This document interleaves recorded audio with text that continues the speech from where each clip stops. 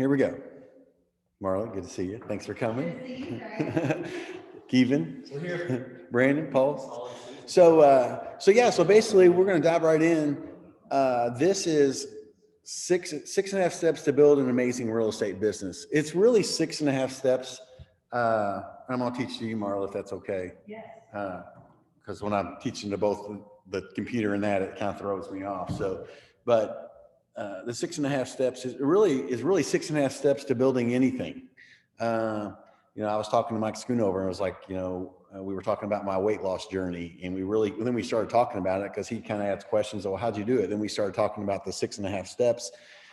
So this is really 6.5 steps to really doing anything, just depending on what it is. Just some of the language around it changes. But what we're focused on today is I want to build a successful real estate business. Having a successful real estate business, what is a successful real estate business? It's really something different for everybody.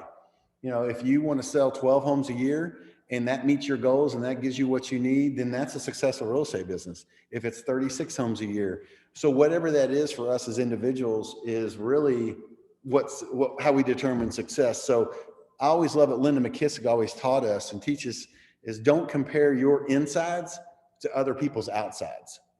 Because really it's about what it is that you want. So there's where you kind of try to figure out what is it that I want to accomplish in real estate. So what we're going to cover here today is the steps. And a lot of this is pulled from the Millionaire Real Estate Agent book. It's pulled from a lot of different things. But when I had agents sit down with me and just say, hey, it started out, I was like, hey, I'm thinking about getting into real estate. What's that look like? And I took them through, you got the answers around just getting licensed, but really once you get licensed, that teaches you nothing about how to build a business that's successful to whatever successful means to you. So I just kind of kept talking about how to do it. And then it kind of came down to these 6 things. And then I was covering the 6 things for a year or two. And then I identified, well, there's really one other one, but it's real quick. And that's where I added the half. And then plus it makes the class sound a little more interesting. 6.5, what the heck? So that's kind of where this came from. So let's dive in and talk about each of the 6 steps. And it really kind of comes in sequential, this sequential order. And let's go. This tells a little bit about me and my background, my kiddos. So one question I like to kind of focus us all in as we start this is this question. If it were 3 years from today, where are we, January 6th, 2021, what would have to happen for you to be happy in 3 years with your progress? So if it were 3 years from today, what would have to happen to you to be happy with your progress? So that's kind of a question to kind of ask yourself. And I picked 3 years. I could have said 2 years. I could have said 1 year. I could have said 5 years. Well, whatever. I picked 3 years because that's enough time to really make decisions today and take action on those decisions. In 3 years, you can do a lot being purposeful. So that's why I kind of picked. So ask yourself that question. If it was 3, and I need to ask myself this question, right? Like right now, I told someone the other day, I was like, I need to refocus myself because I've got, I've had a lot of things going on in my life personally and professionally over the past year. And I'm going into 2021. I'm seeing all this stuff on Facebook on goals and goals and goals, almost to the point where I'm kind of getting irritated about seeing all this stuff around goals. But at the same time, I need to bring myself in and ask myself this question. And, so great question to ask yourself. If we're 3 years from today, what would have to happen for you to be happy with your progress for whatever it is you're trying to progress towards? All righty. The 6.5 steps. Went to Google Images and found a couple of things that had 6.5 on it. So let's kind of spice up the slideshow a little bit. So step 1, okay? And this is the one I usually spend the most time on because this, in my opinion, it's funny. As I get to every step when I teach this, I say this step is the most important step. So I'm going to start with this one saying that this is probably the most important step. And it's the step we don't spend enough time around, but it's so important to get clarity around what it is that we want. Because if we don't have the clarity around what we want, how can we create a plan to get there if we don't really know what it is, right? And it's kind of like, I'm kind of, as I'm teaching this is the moment where right now I'm teaching this class, or Paul, you're taking it again to where I'm realizing something. I'm learning something by teaching this class right now. Is what the step one that I need to focus on right now, me personally, individually, is getting clarity around my life when it comes to my business, personal, or whatever. So that's step one in the 6.5 steps, is get clarity around your life or your why. We talk about that a lot. Keller Williams, what's your why? What's your big why? And it doesn't have to be some grandiose thing, solving world hunger or, it's what is it for you? What is your why for you? And it's just kind of to do that. Write this down. There's the website, theonething.com, the1thing.com. They've got a whole bunch of free tools on there that'll walk you through this exercise of identifying what's your one thing. So that's a great resource. But step one is to get clarity. Hey, Mr. Tom, how are you? So the question is, why do we do what we do every day? Why do we get up? What are we moving towards every day? Every day we get up and it's a new day. What are we moving towards? What are we trying to create? What are we creating? Like I said, it doesn't have to be some massive event. Your life and your why is what you want it to be. The question is, do you have a plan to get where you want to go? And because we can say we want, and this is one of my slides in here, but I'm going to go ahead and say what the quote is if you don't have a plan, it's really just a wish. I wish that I make $200,000 a year from selling real estate. That's my plan, or that's my goal. That's my goal. I want to make $200,000 in gross commission income in real estate, because man, when I do that, that changes your life. So, but if you say that and then you don't create a plan around that, it's really just a wish. So this quote I like: know what you want, decide when you want it, figure your plan of action, follow through on it, and never doubt. So a lot of times we spend more time planning our vacations, planning other things, our Christmases, our time with family, our family reunions. We spend more time planning those types of things, which is great, but then we do mapping out our life and what we want out of our life. A lot of times that's the case. I'm a big Disney buff. I'm surprised I don't have the Disney World on here, but I love planning Disney. I'll spend hours at night planning Disney, but do I spend hours at night planning on what I want my life to look like in 5 years? I have in the past. Have I become rusty on that? Yes. Hey, here's another moment of me teaching this class that I'm recognizing that, okay, I'm getting clarity on what I need to do today. For me personally, is I need to get back to the step one, which is the clarity. They say most of your excitement and ways to meet your goals comes from planning too. So if we spend more time planning our life, we get more excited about doing that stuff. Yeah, what Marla just said is a lot of times our excitement comes from the planning of what we're planning. So as we're planning it, it builds our excitement around that, which then helps the planning and then also helps the execution of that plan. So step one, get clarity, is the most important part to building your real estate business and getting it to where you want it to be. We're all in real estate for many reasons, but the most common reason, let's just face it, is it can generate a revenue of income. It's a way to make money to fund your life and your vision. Any thoughts, any questions so far from anybody? Okay, so like I said, one of the things with real estate and selling real estate and creating a real estate business is you generate revenue. So, but it's not about the money, it's about what the money can do. I still need to watch this documentary, especially since I have it as a slide in my presentation, but I've heard a lot about it. It's a documentary about the men who built America, and it's the Rockefellers, it's the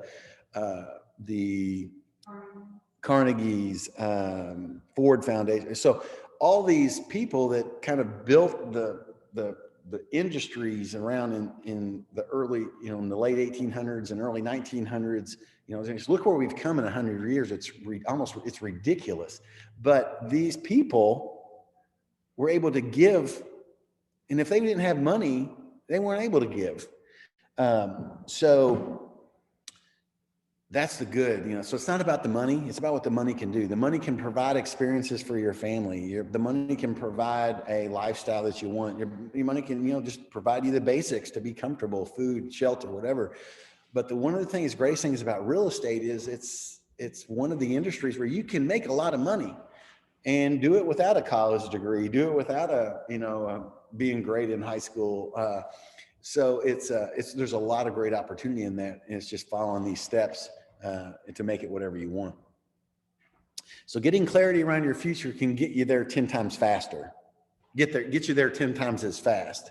So when you don't have clarity, this is why I'm focused so much time on step one. When you don't have clarity, then you can't get there as fast because you're not really clear on what you're going towards, right? So getting clarity, having clarity is going to get you there faster. So taking the time to identify and getting clear about what it is. Why do I sell real estate? Why is that? Getting clarity around that. I like this. An hour of planning can save you 10 hours of doing. So if you plan for an hour and you put a plan around what you're doing, that's going to save you time. So an hour of planning can save you 10 hours of doing, from Dale Carnegie, one of my favorite people. If you can ever take that class, it's awesome.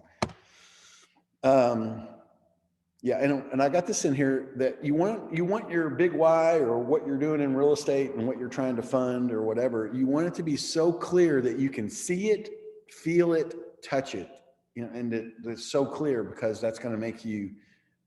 Basically, by making it so clear, and it's what you want, then you're going to do everything you can to make that happen. Gary Keller said one time, I've heard him say it a couple of times, where he said, if people truly knew how great their life could be, and not that money creates a great life, but guys, let's admit it, it sure as heck it helps. You can help a lot of people. You can do a lot of things.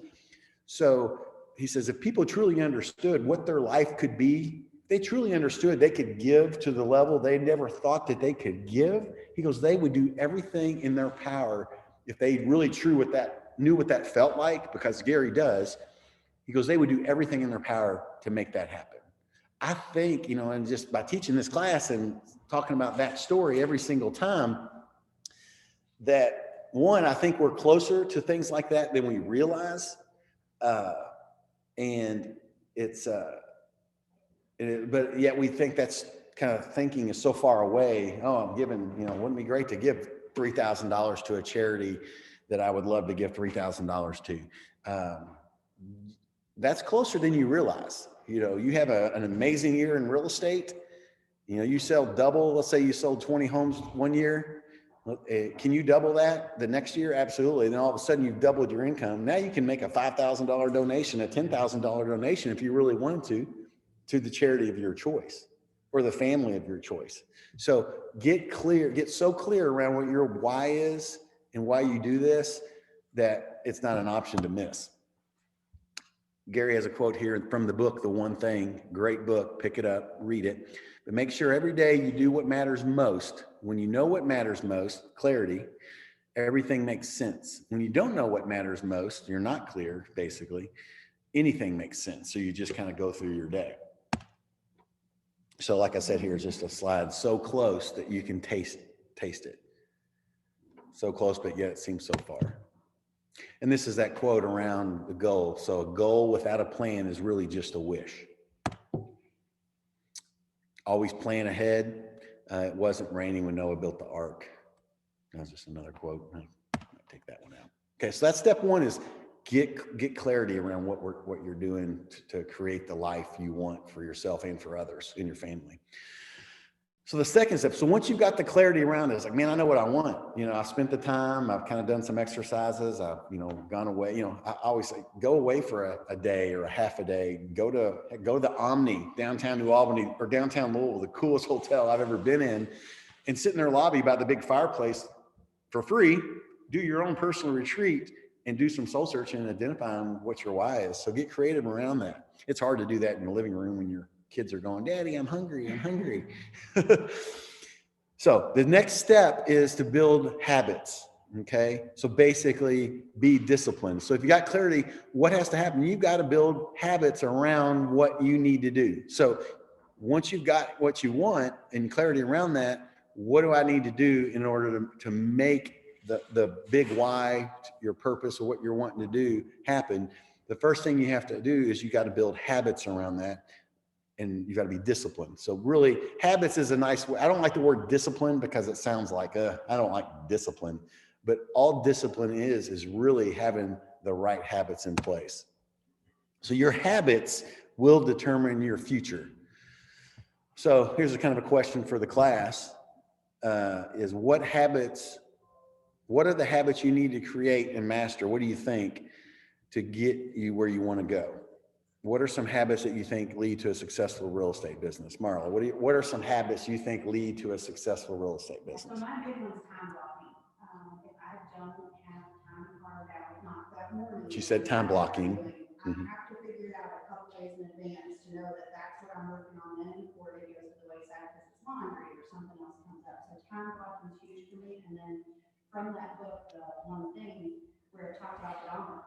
And when you get that first domino pushed over, how much force you get at the end, making sure that I'm choosing the right thing to start with. Not because it's fun for me to do, like I like making ads and doing the fun stuff, but choosing the right thing. So my habits I have to do, not the thing I want to do, the most important thing to make my day easier or to get me to my result faster. Right.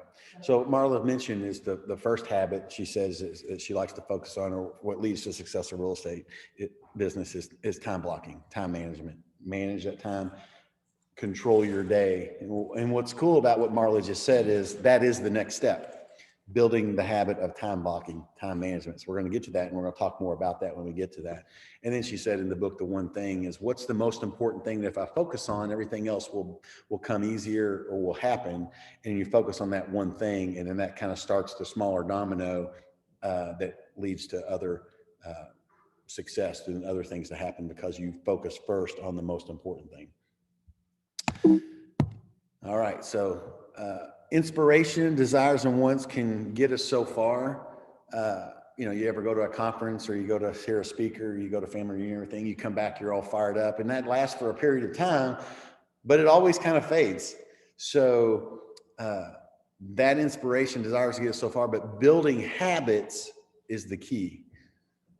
It says, first forget inspiration. Habit is more dependable. Habit will sustain you whether you're inspired or not. So someday you don't feel inspired, but if you got the habit in place of, hey, I make 5 conversations about real estate a day, and I've been doing that for the past 6 months, that's a habit. That'll get you through the day of, I don't really feel like lead generating today. I don't really feel like having conversations. But if that's your habit, you built that habit, then your success is still going to come.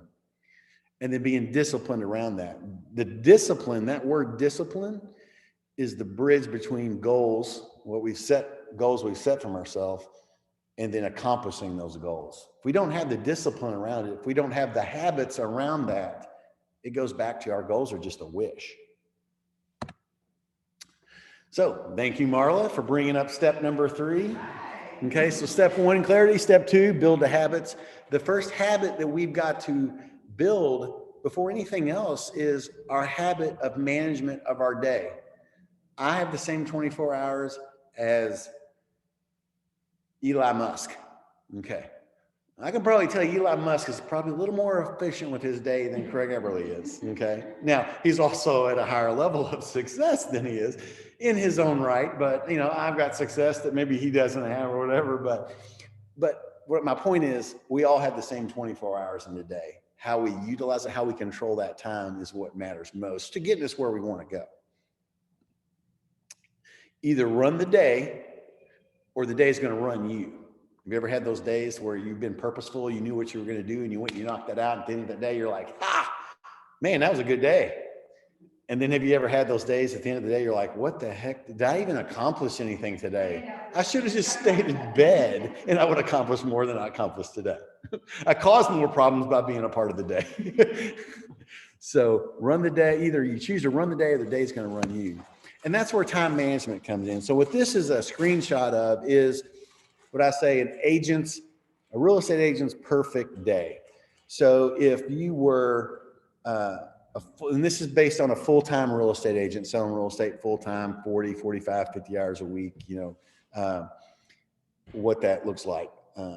So time blocking. So the most important thing in real estate is lead generation, generate leads. So so the question to ask yourself is, if you look at this schedule of a full-time agent, if you're a part-time agent, then that changes a little bit. But if you're a full-time agent, what does your business look like if from 8:30 to 10:30 every day you try to generate new business, and then from 10:30 to 11:30 you did your follow-up? What if you did that every day for 6 months and you didn't miss that time block? What's your business look like? Then you have your lunch in there. Hey, we get a lunch. That's awesome. We usually don't take a lunch sometimes, but in this schedule, you get one. Then pre-block your appointments out. So that way you can control your time. So as you talk to someone when you're trying to generate business and they say, yeah, I'd be interested in learning about buying a house. It's like, well, hey, I've got 2:00 available or 3:00 tomorrow, or I could do Thursday at 4. Which of those works best for you? And then you just go in there and you put their name in when the time you get. And then once you start learning the number of contacts you need to make to sell the number of homes you want to make, then it comes down to, hey, if I set 2 appointments a week, that leads to $100,000 a year commission, which is basically, from all the times I've run an economic memo, if you go on 2 appointments a week, every week for a year, that appointment setting schedule based on the average conversions of a real estate agent will lead to $100,000 commission. So, and then, so you got your lead generation set up through your time management, you got your appointments preset, you got your lunch in there. Okay, you got to work on the business too. If you're a single agent, what is my system around when a lead comes in? Okay, so the purples are, block time to work on my system. Okay, lead comes in, what do I do? Okay, well, write that out. So that's some planning time in your blocked week, where every week at Monday at 3 to 4:30, I'm working on today. It's going to be my lead flow. Lead comes in, what happens all the way to the point to where they're under contract. If we don't block that time to create that plan, that system, most likely it's not ever going to happen. So, and then time to role play scripts. If I'm going to do a listing presentation, if I'm doing a listing presentation on an actual potential listing that's interviewing 3 other agents, is it better to practice that listing consultation with Tom Robbins here in the training room one-on-one about 5 times, or is it better to practice on the $300,000 listing you're going up against 2 of the top agents in Southern Indiana? Who would you rather practice on? So block time. So this is just an example of a schedule of a real estate agent being purposeful, basically managing the 3rd step of their time. So in regards to time, the bad news is time flies. The good news is you're the pilot. And then this is kind of hard to read, but this is a portion. There's a class in Keller Williams called 6 Personal Perspectives, which is all about different things around the mindset, and kind of like the 6.5 steps. But one of the things there in that class, they talk about being a victim or being accountable. So we can always say, oh, well, I didn't get a lead generate today because this happened. Or you can be accountable. It's like, yeah, I didn't lead generate today, and I take ownership of that. So those that succeed at a higher level typically choose the accountability route than being a victim of their circumstance. So always try to choose the accountability route and being accountable that we are in control of our own destiny. Yes, there's going to be things that come at us that knock us off back or slow us down, but if we start saying, oh, well, this is, I can't lead generate because, woe is you. But if we're accountable, it's like, what do I need to do to hit that correctly the next time? All right. So step 1, clarity. Step 2, build the habits, the discipline. Step 3, to manage our time to be most effective. Step 4 is, in real estate, is we got to know what to say. We get a real estate license. It teaches you nothing about what to say to a for sale by owner, what to say on a listing presentation. You're going up against 2 other top agents. You got the potential, you got the 3rd appointment because of someone said you need to, call Kevin Miller. So you're there, but you're going up against 2 agents. So that's why the 4th step in a successful real estate business is you got to be really good on what to say, because typically you've got one time to say it. You're not going to get 3 shots at doing a listing presentation. A listing presentation is nothing but a script. Okay. You call that for sale by owner. You call them the first time. What are you going to say? So the step 4, building a successful real estate business. And this, in my opinion, is the thing that most realtors spend 0 time on. They don't spend time practicing calling it for sale by owner. A lot of times they're going to say, I'm going to lead generate. Well, they never practice lead generation for sale by owners, but they start to lead generate. Well, then they're just, it's good practice, but you got to recognize what you're doing is you're practicing on a potential $3,000 commission, $4,000 commission. I think I've got a slide in there. Yeah, I'll get to this. But knowing the words to the song makes singing in your car with the windows down much more fun. On that sunny day, you know the words to AC/DC Thunderstruck. It's much more fun to sing along. If you don't know the words, you're kind of like, oh, blah, blah, blah, blah. Yeah, you know, it's not as fun. Same thing in real estate. When you call for sale by owner and you know what you're going to say, and you know the objection you're going to get, and you know how to handle that objection. Okay, that doesn't happen. It happens over time if you're practicing on clients, but what you got to recognize you're doing, if you're not practicing with a partner or a script partner once a week, twice a week, whatever you want it to be, the better you're practicing on somebody. Oh yeah, this is the slide that states that. You have all of those Ignite scripts available for us on the Google Drive too. Yeah. So if anybody's looking for those, there's 68 pages of scripts. Yeah, in KW Connect, you go to that, you know, there's scripts. You can go there, just type in scripts. There's buyer scripts, seller scripts. You've got Ignite. You can go find the Ignite. We've got them in our Google Drive. We've got them in binders here at the office. But that's why it's the 4th step is we got to know what to say. If we don't know what to say, we're not going to be effective in saying it. And a lot of times here's the reason, in my opinion, this is Craig Eberly real estate opinion on why we don't lead generate like we know we should, is because we're not comfortable in what to say. If you're not comfortable doing something, are you going to do it? You're not. So you're just going to go get your oil changed is what you're going to do. Right, Jay? Yeah. He's over there laughing because we've all done it. It's like, I'm not going to lead generate today because that means I got to call for sale by owner. And I'm not real comfortable on what the hell I'm even going to say to the for sale by owner. So I'm just going to go change my oil. So if we don't practice what to say in real estate, then we're practicing on a potential. And I did this in a Tampa real estate market center, so I used a higher commission. But we've got these commissions around here too. But down there, you know, a $50,000 commission is possible. A little higher, little here. But anyways, it's a potential $5,000 to $10,000 to $15,000 commission that we're practicing on. So block time. That's why the time block was before learn what to say, is you've got an hour once a week or a half hour twice a week to practice your scripts and dialogues. Practice makes perfect. Bruce Lee said, practice makes perfect. After a long time of practicing, our work will become natural, skillful, swift, and steady. See, that's somebody, you know, Bruce Lee knows, is he karate, Tom? What is it, Kung Fu? Okay, so he's a master at Kung Fu. Kung Fu is natural for him, but was it natural for him the first time he went, yeah? Did he know how to stand? No. But did he practice? And then now it's natural. Same thing with, you know, you practice a great listing presentation, then it will become natural, but you got to practice. You know, I think we expect, oh, I'm a realtor now, so I know how to do a listing presentation. No. If I went to do a listing presentation today, it'd be horrible because I'm not in practice of that. Vince Lombardi says, practice does not make perfect, only perfect practice makes perfect. So who is Vince Lombardi? Yeah. You know, the sad thing is, I know he's a football coach for the Green Bay Packers, right? Yeah. Okay. One of the greatest football coaches of all time for the Green Bay Packers.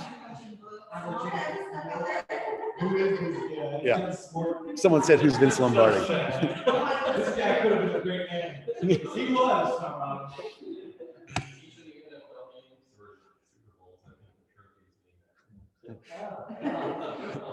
So here's the key. The key to a successful real estate business, it really comes down to lead generation, generating leads. As real estate agents, we think we sell houses. That is not what we do. We don't, that's the byproduct. We don't get to sell houses unless we have a buyer, or unless we don't get to sell a house unless we have a seller. the selling of real estate is just what happens. Our job every day is to generate a lead. But step 5 comes 5th, because if we don't know what to say, we're not going to lead generate. If we don't manage the time to practice what to say or to block lead generation, we're not going to lead generate. If we don't build the habits around all that, we're not going to lead generate. If we don't have clarity around why we're even doing this, we're not going to lead generate. So that's why it's number 5, but it is the most important. You're going to be more effective if you do 1 through 4 first. So we're not in the business of, like I said, we're not in the business of selling real estate. We're in the business of finding the lead that allows us to sell real estate. So what I have here is 6 pillars. And a lot of you have probably heard me talk about the 6 pillars in lead generation. And this is from Gary Keller. He basically talks about, he basically says anybody can be where they want to be within real estate and build a crazy, successful, high dollar, income producing real estate business in 5 years. Now, some people have done it in 3 years and 2 years, but 5 years, he basically says if you follow a 6 pillar lead generation strategy, that you can build a sellable real estate business. And basically what that breaks down to is, and I'm going to draw it over here if y'all can see this board. It comes down to this. Okay, Gary basically says you're basically building 6 lead generation streams over 5 years. So the first thing is mental note, we need new markers. Tell Roger. All right, 1, 2, 3. Okay, so 3 lead generation pillars, and then 3 smaller ones. So that equals the 6. So what Gary says to do, so let's take year 1. Let's say we're all in year 1 of real estate, because most likely if we've been in the business 5 years, statistically, you don't have a 6 pillar lead generation plan. So we're all starting day 1. So you identify what one lead generation source do I want to focus on this year, building a system around, and where I'm basically creating a system that generates a steady, systematic, predictable flow of leads each year. Most likely, that should be our database. That should be our sphere of influence. Okay, that's most likely, that should be our first. And Gary, and I'm gonna say it is because Gary says it is, and other professionals say that should be, as a real estate agent, is building a database of people that we know and don't know. But where it works is you create a plan to systematically communicate to that database. So pillar 1 is a database. Okay. So what you do is, he says you spend a year and a half building that system around that. 3 months of preparing, so that's identifying what's my database going to be, and then how should I build that database and communicate it so that, so it could be command, it could be brevity, it could be whatever you want, but is 3 months researching of what is the best way to build a system around my database. And then a year of implementing, inputting, and executing that plan. And then 6 months of taking that system, fine tuning it to where basically it's a written out system of, hey, this is how I communicate to the people I know. This is what I do when a lead comes in. This is when I put them in the database. This is how I market to that person. This is how I market to someone, or I've got the information that I don't really know. So it's creating a plan around that, and you're systematically communicating to your database, which in turn you do that consistently, is going to systematically start throwing you off leads over time. So year and a half, you've got a documented system around one major lead generation source. And then you also create a smaller one. So that may be the smaller pillar in that same year and a half is, I'm going to work to, it's, something that doesn't require a lot. It's just going to be, I'm going to commit to working 2 open houses a month. That's it. Now you want to create a plan around how you work those open houses most effectively. But so this one may be open houses 2 a month. Okay. So then in a year and a half, so let's say then this database throws off, 30 sales a year. And by working 2 open houses a month leads to 15 a year. So all of a sudden you're at 45 deals from those 2 systems that are documenting what you're doing. Then you go into the next pillar and you identify, well, what do I want that to be? So somebody give me an example. What's another lead generation pillar that you could? Expired listings.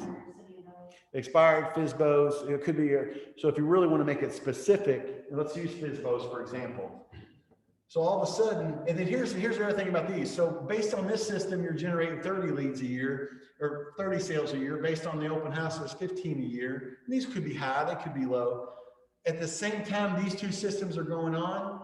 You're also doing sales on things that were basically how the majority of agents do business is it kind of comes in, falls in their lap. Or they're at church and someone says, oh yeah, you need to call Craig, he sells real estate, and you get the business that way.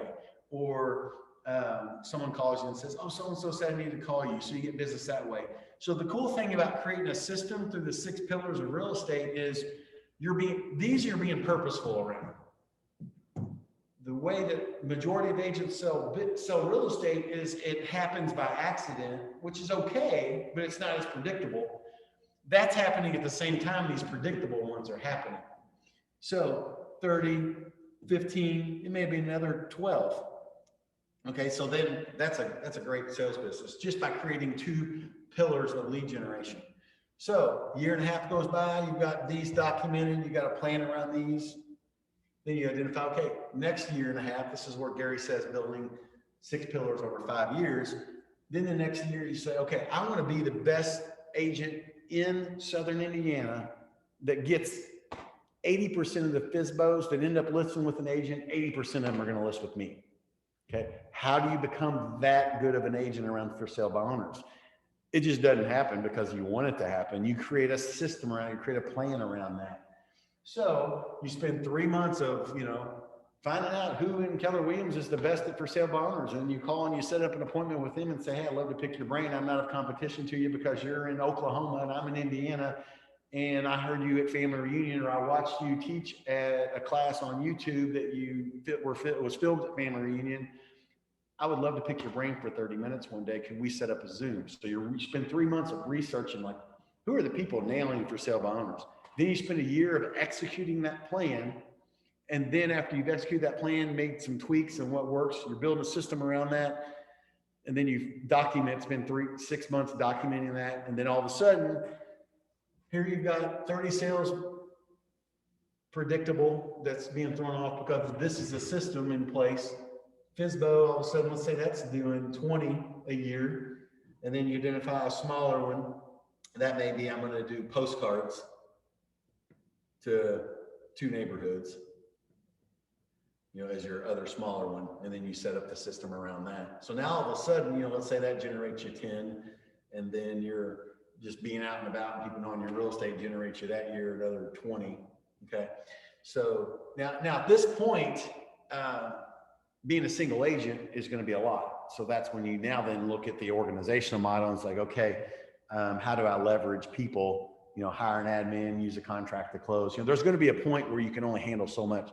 A single agent the statistics show a single agent can handle 36 transactions a year closed. And maintain a quality of life and provide good customer service. When you start inching towards 40 transactions, 45, 50, 1 of 3 things is going to happen. Your quality of life is going to go down. Leads are going to fall through the cracks because you can't get to it, which is lost revenue, or your customer service is going to go down.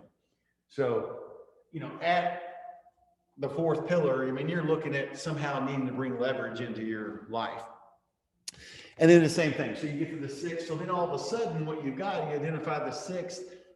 Let's say that is, okay, let's say, I'm going to focus, I'm going to get a builder. I'm going to find a builder and I'm going to create a plan on to get that builder, besides just my charming good looks, which I've never had a builder. So apparently I'm not too charming. I'm apparently not good looking. But yeah, so maybe you create a plan around getting a builder that's going to then generate 20 deals a year, 20 new construction, you identify your 3rd. So what you've got here at the end of 5 years is 3 major lead generation sources that are systematically throwing you off business, on top of 3 smaller ones that are throwing off a little bit of business, but you still got a system around. And yeah, so, and basically all that's happening. And then you're all of a sudden you look up, you've got a small team or you've got leverage in different ways or whatever. And not that it's about building a team. You can be a single agent for your whole career and be totally happy. But if you go beyond 36 to 40, most likely you're going to start not being happy because you're going to be working all the time. So always identify, when do I need leverage? And that usually starts happening when you're closing 32 to 36 transactions, is when you need to start looking at, how do I bring in leverage? Right, Tom? So what's cool about this is, like, hey, you build this out. This is where the planning comes in, is can you do this without sitting down and planning and blocking some time? It'd be challenging. You could do it, but what Gary's basically saying is, you build this is a sellable business because you got systems documented, you got things in place. You're literally running a real estate business, not as a salesperson, but as an actual business. So that's the 6 pillars of lead generation. But that's why step 5 is the most important. Of course, every step is the most important, but step 5, the one we're on right now, is most important because that's really where we generate the business. Any thoughts, questions on that? And there was something I was reading about those pillars where it said that you have active or aggressive pillars and then passive pillars, you'll be more successful, like your social posts and things that are passively happening, or like your mom telling everybody that you're in real estate. Yeah. That stuff's all happening behind the scenes. And Right. you have to have all that going, as well as your aggressive plan that you're out there doing, because when you're busy at closing your clients, you have to keep the passive straight. So I think you're exactly right. So I think kind of this is an example of that, is your top 3 big ones are probably your aggressive pillars. Okay. Your bottom 3 are your less aggressive pillars. That may be one of my bottom 3 may be, I'm going to make 3 posts a week on Facebook about real estate. Gotcha. Okay. That's purposeful. That's about real estate. It's asking for business as a part of those posts, but it's systematic. It's a plan, but it's small. Right. Right. But the 3 maybe need to be huge. Those are your more aggressive and active pillars, is what I'm going to create a plan around for sale by owners, to where, nobody's going to get more for sale by owners. Making the decision, no one's going to get more for sale by owners than me as a realtor. That's an idea. All right. So step 6, the final step, but don't forget, we still have the half step. The half step's coming. And we don't know where it's going to fall because it doesn't go past 6. So it's not, half is actually is somewhere in between step 1 and 6. So step 6 is accountability. Okay. And I love this story. One time I was sitting down with a brand new agent. Actually, he wasn't even licensed yet. He was just trying to learn about real estate. And I took him through the 6 steps, and I love what he said. And I said, I basically got to the step. I said, you got to have something to hold you accountable to doing step 2 through 5. What's going to hold you accountable to doing step 2 through 5? You know what this young kid said? He goes, well, wouldn't that be number 1? I'm like, oh, I get goosebumps when I say that. He basically said, if you're truly clear about what it is that you want, and you know it so well, and that's what you want, then that should be enough. That should be the accountability. And I always like what Linda McKissick says. I quote Linda McKissick a lot because I've taken a lot of stuff from her, is sometimes we don't know what we're saying no to. And so when we're saying no to lead generation, we're really saying no to what our big why is, or where it is we're trying to go. Because if I don't lead generate and I want to generate this level of income to start a charity, to give to family, to, be able to go to a nice restaurant with my wife once a month, then I'm not saying no to lead generation. I'm saying no to those opportunities. So step 6 is, you got to somehow figure out what's going to hold you accountable to doing 2 through 5. And really, number 1 should be the thing that holds you accountable. If number 1 doesn't hold you accountable, then you're not clear on number 1. God, I love this class. So what is accountability? Someone tell me, what does accountability mean to you? Owning whatever it is you're doing, the success and the failure, all of it. Yeah. Just owning it. You're driving it. So owning what success is to you. Accountability is the glue that ties commitment to the results. Now, my coaches say it all the time. Are you truly committed? Okay. I'm going to get 2 listings in the next 2 weeks, one a week. Jay and I had this conversation when he was taking listings and we were meeting once a month. You know, I asked him, I said, are you truly committed? And then I came up with something, you know, we came up with an idea that he said he was committed. It's like, okay, so if you're truly committed, then if you don't, it doesn't happen, you're willing to do this. And then he was like, oh, like, are you truly committed? You know, so what holds you truly, you know, accountable, or, you know, what's going to hold you to be committed to what you want to have happen? Here we are, the half step. This kind of brings it all in. And the half step is basically, the reason it's a half is because it's quick. After number one, you've got to make the decision that you're going to do 3 through 6. Because if you don't make the decision after one, if you don't make that decision that I'm going to do this, there's a good chance that's not going to happen. And I, you know, take it to my weight loss journey. I mean, I lost 82 pounds. I've tried to lose weight many times before. The piece that was missing was I never truly made the decision until this last time that I was going to lose 82 pounds. I mean, I remember when it happened. I was like, I got to do something. And from this day forward, I know what I need to do and I'm going to do it. And I made that decision. And then I did steps 3 through 5 or 3 through 6 or 2 through 6 around weight loss. And it just was a little bit different, but pretty much it was the same thing.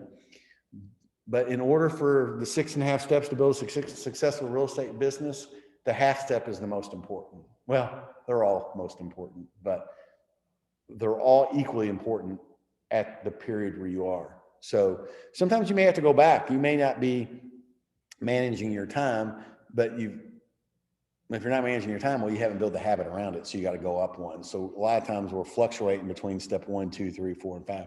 The key is to get to step 6 and then you're nailing it. So it all starts with a decision.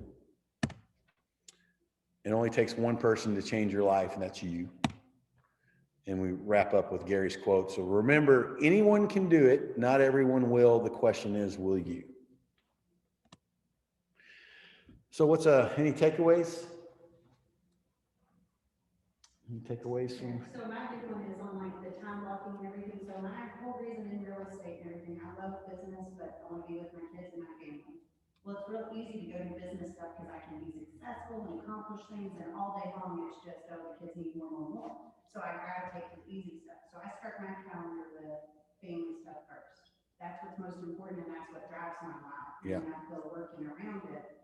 And so I have to personally make it a point to turn business off, to focus on the kids, because then otherwise that's what makes me resentful. So everybody's buying, everything's a little bit different, but like the calendar of lead generation from 8 to 10 or 8 to 11 is never going to work for me. That's my time with my kids. And so I have to know that and then not feel bad about it. Right. Because every other agent does it that way. That doesn't work for me. Yeah. So it's getting outside of that and going, well, this is what works with my life. And lead generation from 1 to 4 is awesome for me. And it's when I can fit it in, whatever. And so it's kind of going through that. And it's always not to beat myself up because I'm not meeting those goals. I just haven't found the right system yet. Yeah. And so I have to go back, like you just said, and revisit it all. And go, why didn't I get it? Yeah, and you're going to change, and that's going to change based on what your needs are and what your desires are, and it's all going to be different. And you may try something for a little bit, and it's like, okay, that's not quite working the way I want it to. Let's try this. You know, so you're mastering that time block. Yeah. One more takeaway. How to take away better. My aha is I don't time block, and I know that is what really negatively affects me. Okay. You and I talked, and we did make my schedule, and I tried to stick to it, but again, I tried to stick to it, and I didn't necessarily stick to it. I know that is a adverse effect on me. Yeah, so the question there to ask yourself is, what if I did stick to it? What changes? If you did stick to your time block around, let's say, lead generation, does something change? I don't know. I would assume it would. I would assume more business would be the direct result of that. Or you know, let's just not tie it to real estate. Let's say it's quality one-on-one purposeful time where I'm not checking my phone, I'm not returning real estate phone calls. What if it's time blocking my time with my daughters? And if it's in there in a block and it looks all pretty on my calendar, but I'm not doing it, then it's just a pretty calendar. So it's being aware. I think awareness there is what your takeaway was, is, okay, I'm aware that I've got it blocked, but I'm not really doing it. I'm trying. How do I take the try out of it? So awesome. Well, thanks, Brandon, for joining us. Thank you all for being here. All right. We'll stop sharing.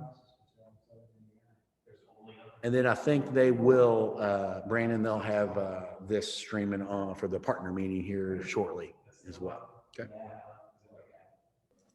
Thank you. Appreciate it. Yeah, sure thing.